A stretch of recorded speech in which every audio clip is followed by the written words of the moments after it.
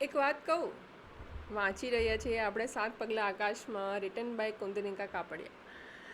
14મું chapter આપણે આવ્યા છીએ. વાસંતીની વાત થઈ રહી છે. વાસંતી અને વસુધા દરિયા કિનારે બેઠા છે અને જે ભય વસુધાના મનમાં છે કે હું ઘરે જઈશ તો શું થશે, ફલાણું આમ છે, અહીંયા આ કામ બાકી છે, એ બધું સાંભળીને વાસંતી એને ક્વેશ્ચન પૂછે છે કે તું મારે ખાતર 2 કલાકના ભયનો ત્યાગ ન કરી શકે? આ મિત્ર તરીકે તારો શું કંઈ ધર્મ નથી? તો બસ આવી ભાઈબંધની વાત છે ને વસુધા પાસે હવે કદાચ જવાબ નથી. 14મું ચેપ્ટર સાંભળી રહ્યા છીએ આપણે. હું વાંચી રહી છું, તમે સાંભળી રહ્યા છો. 7 પગલાં આકાશમાં વાંચું છું હું આગળ. મને લાગે છે કે 14મું ચેપ્ટર વાસંતીનું હશે. આપણે દરેક ચેપ્ટરમાં દરેક નવા પાત્રોની વાર્તા જોઈએ છે, દરેક નવા પાત્રના પર્સ્પેક્ટિવ જોઈએ છે, એમની લાઈફ જોઈએ છે. તો હવે કદાચ વાસંતીનો વારો છે. કોલેજમાં ભણતા ત્યારથી વાસંતી સતીશના પ્રેમમાં ગળાડૂબ હતી અને સતીશ પણ. વાસંતી સાંગોપાંગ છલકી ઉઠે એટલો પ્રેમ તેને કરતો. લાંબા કલાકો સુધી બંને વૃક્ષ છાયા રસ્તા પર સાથે ફરતા, લાઇબ્રેરીમાં સાથે વાંચતા અને સુખનું પંખી તેમની હથેળીમાં આવીને બેસતું. વાસંતીનો કંઠ બહુ મીઠો હતો. તે ગાતી ત્યારે સતીશ લીન થઈને સાંભળી રહેતો. ગીત પૂરું થયા પછી પણ ક્યાંય સુધી મૌન બેસી રહેતો, જાણે પોતે બોલશે તો સુંદરતાનો પડદો ચીરાઈ જશે. અને છેવટે કહેતો, સમજ નથી પડતી, ચહેરો નિહાળું કે તારું ગીત સાંભળું, તું અદ્ભુત ગાય છે વાસંતી. વાસંતીને પોતાના ગાવાની સાર્થકતા અનુભવાતી. સાચે જ મારું ગાવું તને એટલું બધું ગમે છે તો હું તારા માટે ગાઈશ. લગ્ન પછીના દિવસોમાં સ્વર્ગ તેમના ઘરમાં, તેમના હૃદયમાં ઉતરી આવ્યું હતું. નાનામાં નાની વાત પણ રસથી ભરેલી પ્યાલી હતી, જેમાંથી તે બંને સાથે પીતા, સાથે જમતા, હાથમાં થેલી ઝુલાવતા, ખરીદી કરવા બહાર સાથે જતા, રસ્તા પર પણ ખોવાઈને ચાલતા. એમ રસ્તે જતા ક્યાંક હોટલમાં મોટા અવાજે વાગતા રેડિયોમાંથી સાયગલે ગાયેલી ગઝલની એકાદ પંક્તિ સંભળાઈ જાય, આહ કિસકો ચાહીએ એસ ઉમ્ર એક ઉમ્ર અસર હોને તક, તો બંનેના હૃદય આનંદના ઝૂલે ઝૂલી પડતા. પૈસા શરૂમાં ઓછા હતા, તેનો કશો વસવસો નહોતો, બસ સાથે હોવાનો આનંદ હતો. સરસા જવું આનંદમાં, સંગીતમાં, ચાહવામાં, શબ્દમાં, સ્પર્શમાં ઢળી ઢળી જવું. જીવનમાં આથી વધુ સુખની જરૂર લાગતી નહોતી.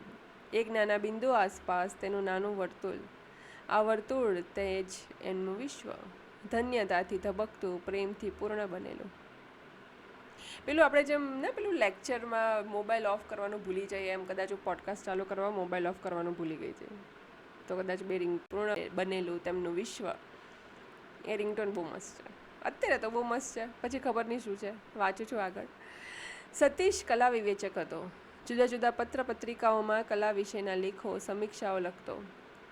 તે માટે તેને વિવિધ કાર્યક્રમો, પ્રદર્શનો, વિચારગોષ્ઠીમાં જવું પડતું. વાસંતી ઘણું ખરું સાથે જ હતી. લખવાનું કામ તે મોટે ભાગે ઘરે બેસીને કરતો. આમ તેઓ દિવસનો ઘણો ભાગ સાથે ગાળી શકતા અને તેમાં ખુશ રહેતા. એકબીજાને વીંટળાઈને રહેવાથી વધુ મોટું સુખ જીવનમાં હોય તેવી તેમની કલ્પના નહોતી. પછી 2 બાળકો થયા, એક દીકરો અને એક દીકરી. સંગીતના સૂરમાં બાળકોના હાસ્ય અને રુદનના સૂરો ભળ્યા અને ઘર સોળે કળાએ ગુંજી ઉઠ્યું. સતીશને વધુ કમાવાની જરૂર લાગી અને તેને એક પ્રતિષ્ઠિત અખબારમાં સારી નોકરી મળી ગઈ. તેનું કલા વિવેચનના સિદ્ધાંતોનું અંગેનું એક પુસ્તક છપાયું અને પ્રશંસા પામ્યું. તેની જિંદગી વધુ ને વધુ ઊંચા શિખરો ભણી આરોહણ કરી રહી. વાર્તા બહુ સરસ ચાલુ થઈ છે, બધું ફટાફટ મળી ગયું છે. 2 બાળકોના લીધે હવે વાસંતી સતીશ સાથે ઓછું બહાર જતી.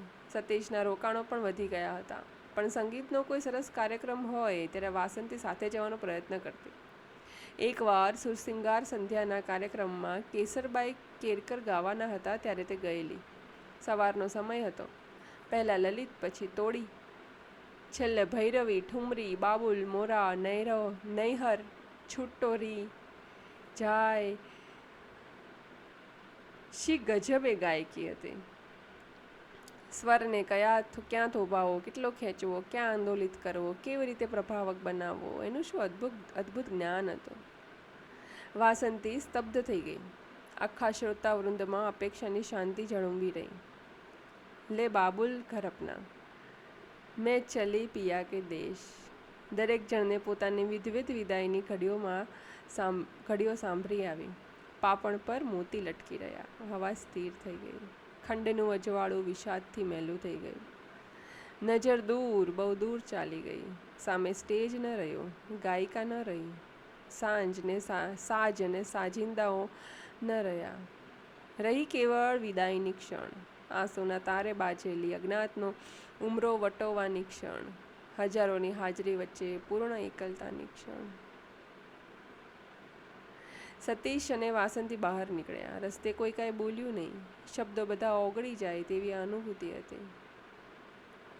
એ આખો દિવસ વાસંતી કંઈક વિચારમાં ડૂબેલી રહી. તને રાત્રે કહ્યું, સતીશ, મને લાગે છે મારે શાસ્ત્રીય સંગીત શીખવું જોઈએ. તો જ મારા ગાવામાં ખરું ઊંડાણ અને ગાર્ભીય આવે. ભારતીય વિદ્યાભવનમાં સંગીતના વર્ગો ચાલે છે, ત્યાં જાઓ એવું મને મન થાય છે. જ્યારે આપણને ગમતું હોય અને આપણા પાર્ટનરને બી ગમતું હોય ત્યારે એની સાથે બધે જવાની ને એની સાથે વાતો કરવાની, એની સાથે એવી રીતના રહેવાની બહુ મજા આવે. એ જ આ વાસંતી અને સતીશ કરી રહ્યા છે. વાસંતીને હવે શાસ્ત્રીય સંગીત શીખવું છે, કારણ કે એક જગ્યાએ સેમિનારમાં જઈ આવી છે અને મજા આવી રહી છે. આગળ વાંચું છું. ચાંદની રાત હતી, પવન શીતળ હતો. સતીશ વાસંતીની ચીબુકને આંગળીથી મૃદુ સ્પર્શીને બોલ્યો, શાસ્ત્રીય સંગીત શીખવાની શું જરૂર છે? તું જે ગાય છે તે સુંદર ગાય છે. હું તો તારા એ જ ગીતમાં વહી જાઉં છું. તને મારું ગાવાનું એટલું બધું ગમે છે તે માટે આભાર, પણ તું સંગીતનો આવડો મોટો કોઈ જાણકાર થઈને શાસ્ત્રીય સંગીત શીખવાની શી જરૂર છે એમ પૂછે તો તે નવાઈ પમાડે તેવી વાત છે.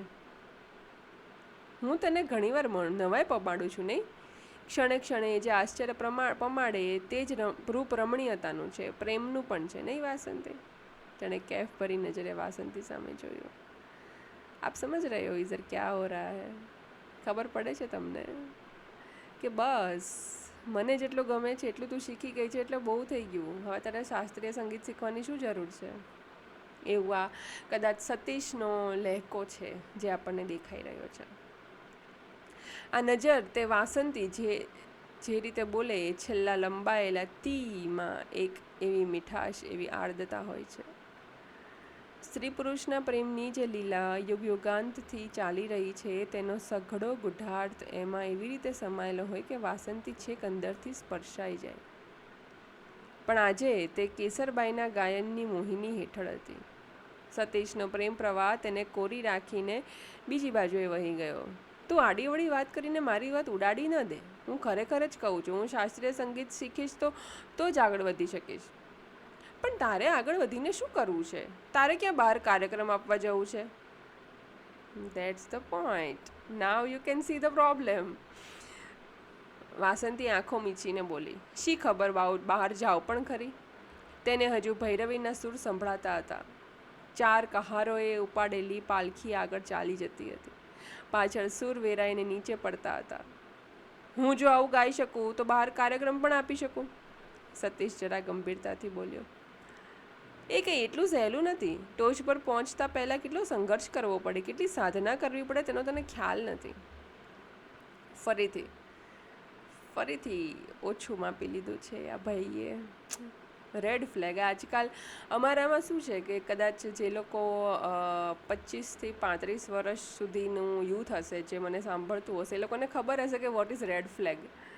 અને જે લોકોને નથી ખબર એ લોકોને કહી દઉં કે અત્યારે ટ્રેન્ડ ચાલી રહ્યો છે કે તમે કોઈ માણસ ઓપોઝિટ જેન્ડર સાથે કોઈ પ્રેમમાં હો, કોઈ ટાઈપની રિલેશનશિપમાં હો અને એનો સ્વભાવ કે એ વસ્તુ તમને કોઈક એવી વિચારમાં નાખી દે કે આ કેવું વળી, આ તો પહેલાં આવું નહોતું, હવે કેમ આવું કરે છે, કાં તો પછી એવું કંઈક કે રેડ ફ્લેગ જેવું લાગે કે બસ લાલ ઝંડી, આ રિલેશનશિપની આ લાલ ઝંડી છે, હવે મારાથી આમાં આગળ નહીં વધાય.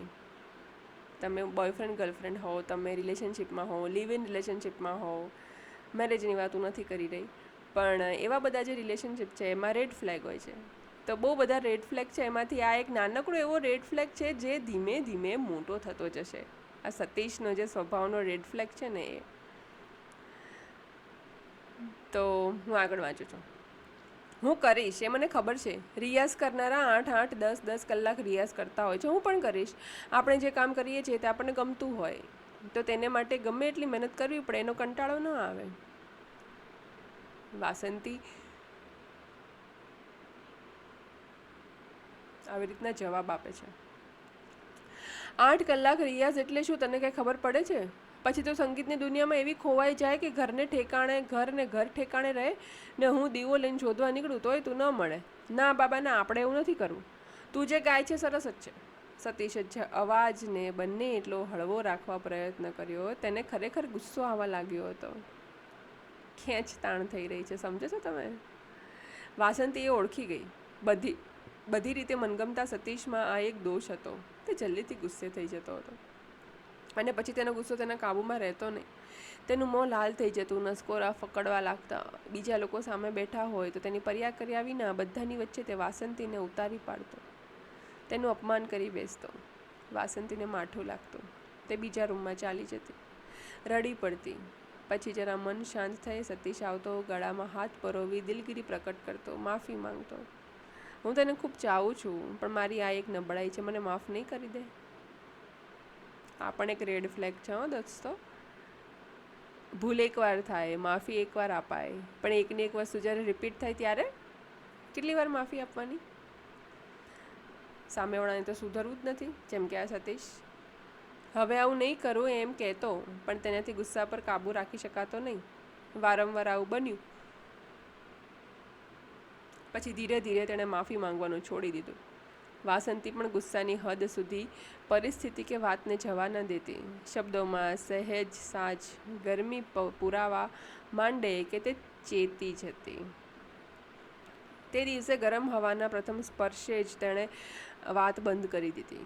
ચાંદનીના ઘૂમટ તળે ચાંદીની ફરસ પર નાચી ઉઠવા ઊભા થયેલા સ્વરો ભયની ગંધ પારખીને ચૂપકીથી ચાદર અંદર ઓઢી પોઢી ગયા. બિચારીના સપનાઓ તૂટી ગયા. વાસંતીના સપનાઓ એક નકારો. હજી તો કદાચ વાસંતી જીદ કરે તો કામ થઈ બી જાય, પણ આ એક નકારો છે ને એનો વિશ્વાસ તોડી નાખ્યો.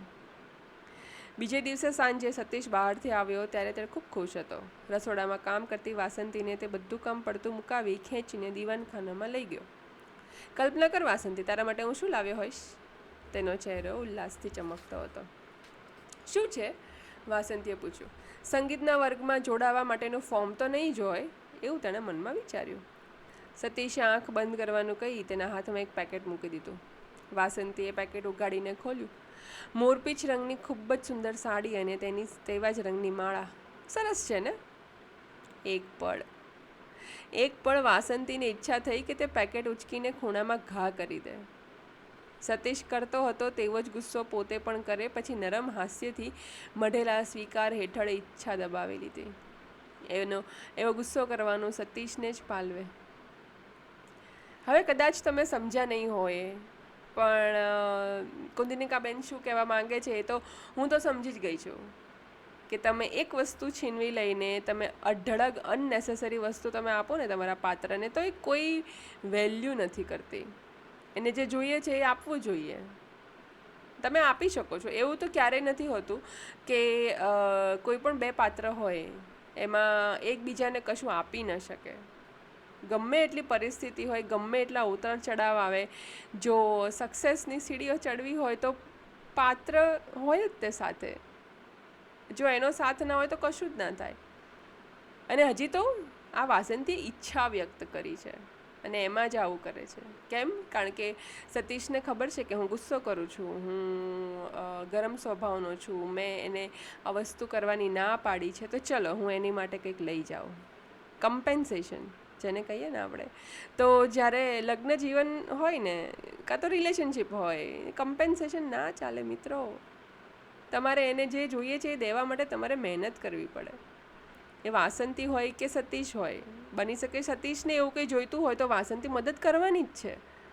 કારણ કે સ્ત્રીનો ગુણધર્મ છે કે પતિની સક્સેસમાં હંમેશા સાથે રહેવું. પતિનો બી ગુણધર્મ હોવો જોઈએ પત્નીની સક્સેસમાં સાથે રહેવું. આવી વાત છે. હું હવે આગળ વાંચું છું.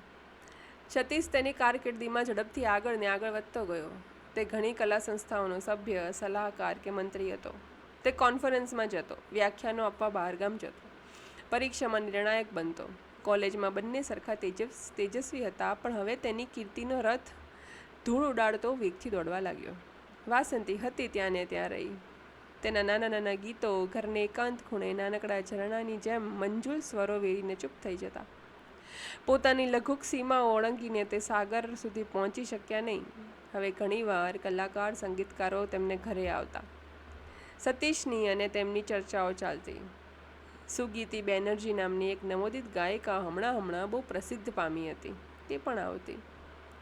સ્વચ્છ ભાવવાહી આંખો, શામળો પણ દીપ્તિમય ચહેરો, સંગીતની ઊંડી જાણકારી અને વાણીની તેજસ્વી છટાથી તે વાતચીતમાં હંમેશા ઝળકી ઉઠતી. વાસંતી નાસ્તો બનાવતી, ચાના પ્યાલા લઈ આવતી, ઉદાસ થઈ જતી. સતીશની નજરે એ ઉદાસી પડતી. બધાના ગયા પછી રાતના શાંત અંધકારમાં એને પોતાની નજીક ખેંચી લેતો. તને એમ થાય છે કે બધામાં ખોવાઈને હું તારાથી દૂર ચાલ્યો જઈશ? આખી દુનિયામાં તારા જેટલું સુંદર મારે મન કોઈ નથી. હું તારો છું અને તું મારી છે. તું જરાય ફિકર કરીશ નહીં. તું તારે નિશ્ચિંત થઈને ઘર સંભાળ અને સુખના ગીતો ગા. બહારના તાપ સંતાપ હું વેઠી લઈશ. અરે ભલા માણસ સતીશભાઈ, તમે ભૂલ કરી રહ્યા છો. જે વાસંતીની ઉદાસી છે ને, એ ઓલી જે નવી ગાયિકા છે ને સુગીતી બેનર્જી, એને જોઈને આવી રહી છે. એને એ જગ્યાએ જવું છે. એ જગ્યાએ જવા માટે તું જ એને રોકી રહ્યો છે યાર. અને તું ઉપરથી એને કમ્પેન્સેશન આપે છે પ્રેમનું, કે રહેવા દે, તું કંઈ ના કરતી, તું આરામ કર, હું બધું સંભાળી લઈશ. પણ એને નથી સંભાળવું. એને કંઈક કરવું છે. Let her do it. તો આ એક કમ્યુનિકેશન છે ને એવું, કે જે ક્યારેય આ બંને વચ્ચે થઈ નહીં શકે. અને વાસંતી અંદર ને અંદર ચીરાયા કરશે, કોરાયા કરશે. આગળ વાંચું છું. શબ્દો પ્રેમના હતા, મુલાયમ હતા, છતાં ભોંકાતા હતા. અંધારામાં વહેલા આંસુ ઊંઘમાં લૂછાઈ જતા હતા. સંગીત શીખવાની વાત જુદી જુદી રીતે તેણે આગ્રહપૂર્વક કરી જોઈ, પણ સતીશ હંમેશા તેને ટાળતો રહેતો. તું એકવાર એમ ભાગ લેવા માંડે પછી તો કાર્યક્રમનો પાર ન રહે. ગમે તે લોકો સાથે, ગમે તે ઠેકાણે, ગમે તે વખતે જવું પડે એને. અને એમાં બધી વખત બધા લોકો સારા જો એવું નહીં બને. અથવા આ એક એનું એક્સક્યુઝ હતું. અથવા તું સંગીતની સાધનામાં ડૂબી જાય તો મારાથી દૂર સરી જાય તો. સંગીત કંઈ આશુતોષ દેવતા નથી. એ તને આખીને આખી માંગી લે તો મારું શું થાય? તારા વિના હું જીવી ન શકું. તે હળવું હસતો. પણ તેના નકારમાં એક અફરતા હતી. તે વાસંતી પારખતી. અને એકવાર તેણે એને પાસે લઈને મૃદુપણે ચૂમીને કહેલું, મારા આ વિકાસથી તું રાજી નથી? જીવનમાં તને શું ખૂટે છે? તારે શા માટે આ બધી મહેનત માથાકૂટમાં પડવું જોઈએ? આવું સરસ ઘર છે, બાળકો છે, હું છું. આટલું તારા માટે પૂરતું નથી? તું આ શીખવા જાય તો ઘરની બધી વ્યવસ્થા ભાંગવી પડે.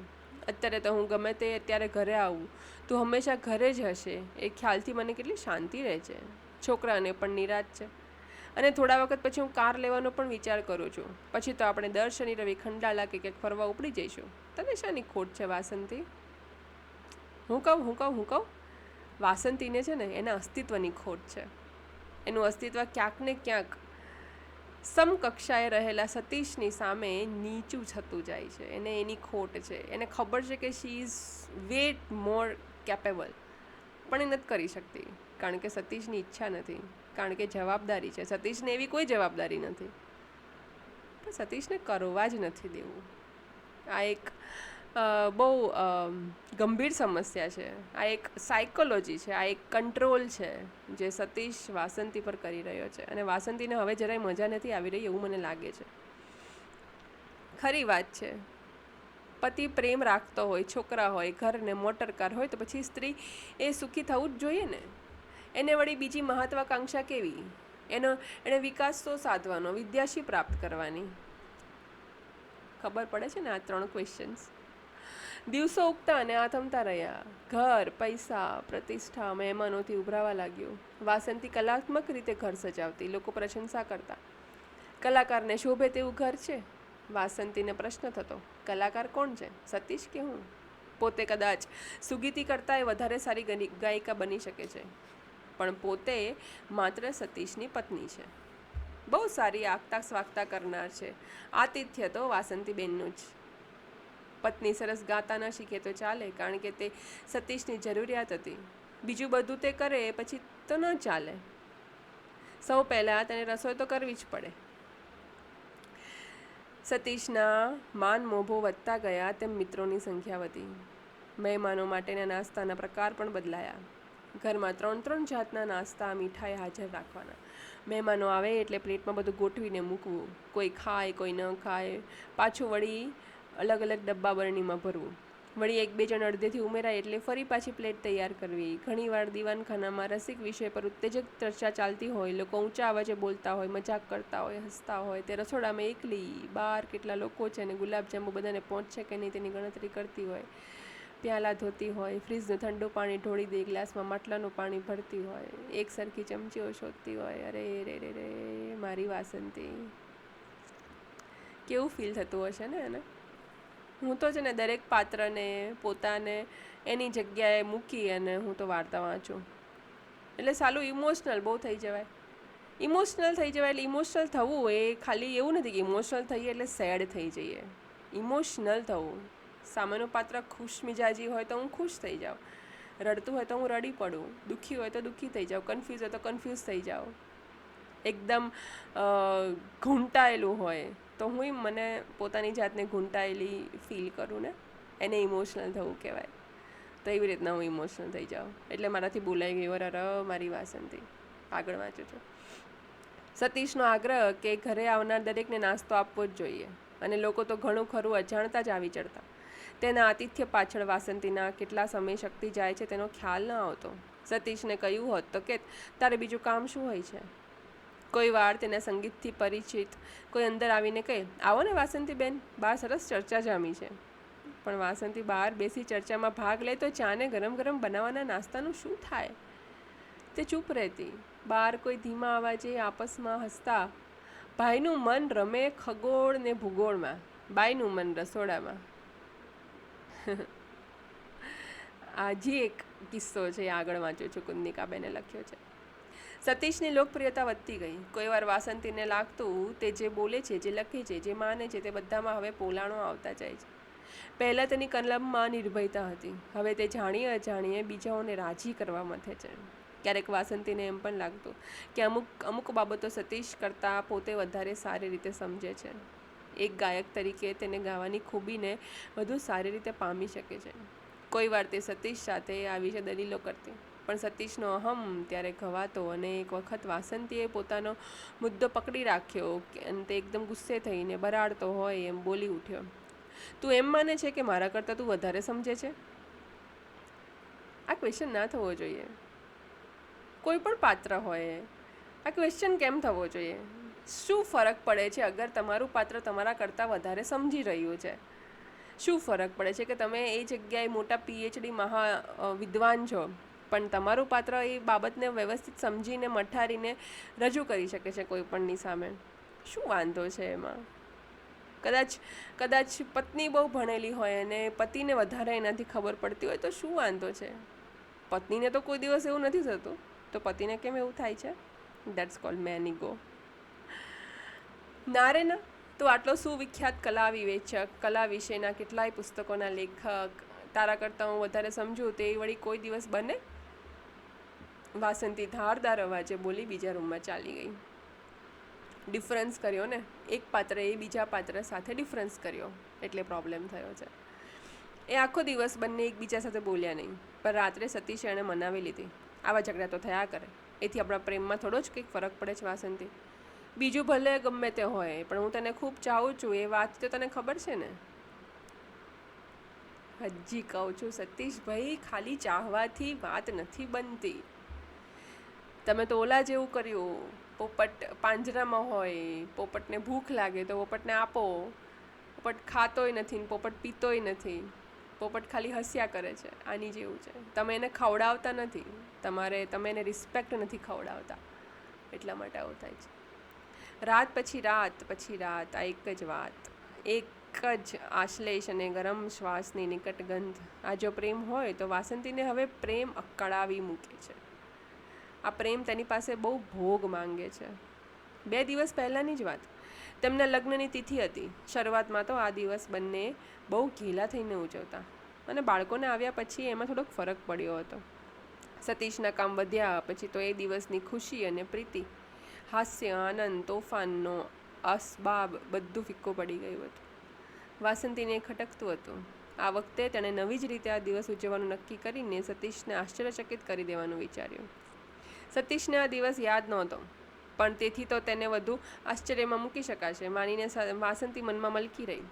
તેણે નવી નવી વાનગી બનાવી, ટેબલ પર સરસ કપડું પાથર્યું, માત્ર મહેમાનો માટે જ રાખેલા કાચના નાજુક સુંદર વાસણો કાઢી ટેબલ પર ગોઠવ્યા. બજારમાં જઈ ગુલછડીના સફેદ ફૂલનો ઢગલો લઈ આવી અને પછી સતીશની રાહ જોઈ રહી.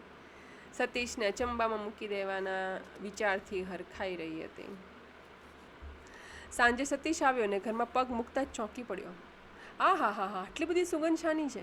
તેણે રૂમમાં નજર ફેરવી. આટલા બધા ગુલછડીના ફૂલ? વાસંતીના મન નાના છોકરાની જેમ ઉછળી રહ્યું. આજે શું છે? તેણે પૂછ્યું. વાસંતી હસી પડી. ગુલછડીના ઢગલા જેવું એ હાસ્ય જોઈ સતીશ પણ ખેંચાઈ આવ્યો. એટલામાંથી બારણામાંથી કોઈ ઘરમાં પ્રવેશ્યું. સુગતિ બેનર્જી હતી. ચાલો ચાલો જલ્દી, એ હાંફતા હાંફતા ઉદ્દેશીને બોલી. ટેક્સી નીચે ઊભી રાખી છે. મોહનને ઘરે અમેરિકાના એક કાર્ટૂનિસ્ટની થોડા પત્રકારો સાથેની બેઠક ગોઠવી છે.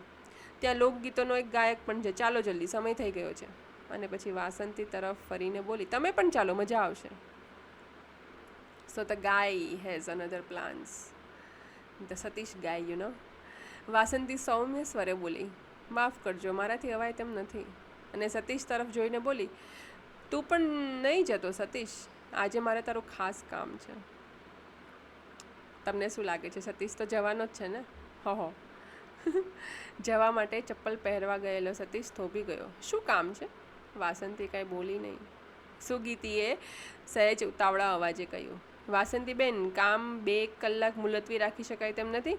આ મળવાનું મહત્વનું છે. વાસંતીનો ચહેરો સખત થઈ ગયો. સતીશ, વાસંતીની અનિચ્છા સમજો, પણ એક સ્ત્રીની હાજરીમાં પોતે પત્નીના કહ્યા પ્રમાણે ચાલે એવી છાપ ઊભી ન થાય તે માટે, કે પછી વાસંતીની ના તેને પસંદ ન પડી તેથી પણ તેણે ચપ્પલ પહેરી લીધા અને વાસંતીના ખભાને જરા થપથપાવીને હમણાં 1-1.5 કલાકમાં આવું છું કહીને સુગીતી સાથે દાદર ઉતરી ગયો. તો આ હતી વાસંતી અને સતીશની વાર્તા કે એના લગ્ન જીવનમાં કેવું થાય છે. મારે તો કાંઈ બોલવું નથી હવે, કેમ કે આખું ચેપ્ટર પતે ને, આખું એક ભાગ પતે, એપિસોડ પતે, એટલે તમે ખુદ વિચારે ચડી જતા હો છો. તો હું વધારે બોલું તો તમને વધારે વિચારે ચડી જાઓ. એના કરતાં ઠીક છે, હું પણ વિચારે ચડી જાઉં, તમે પણ વિચારે ચડી જાઓ કે આગળ શું થશે.